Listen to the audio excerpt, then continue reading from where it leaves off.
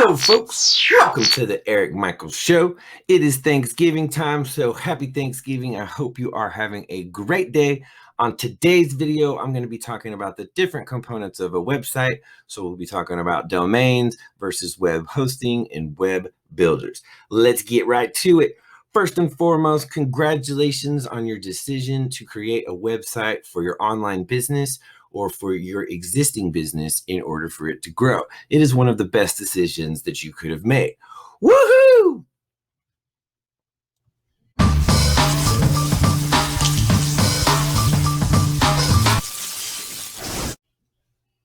All right, so let's first talk about a domain.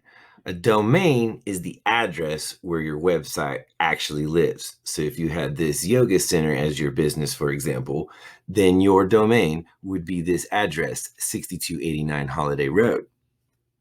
There are many different places where you can register your domain. Namecheap, GoDaddy, and HostGator are some of the more popular ones. I recommend Namecheap. I love them. I'm an affiliate with them. I'll include my link below. And here's a couple examples of domains: ericmichaelshow.com and ericthetechmind.com. Now that you know where your website is going to live, you now need to build it. And this is where a web builder comes in.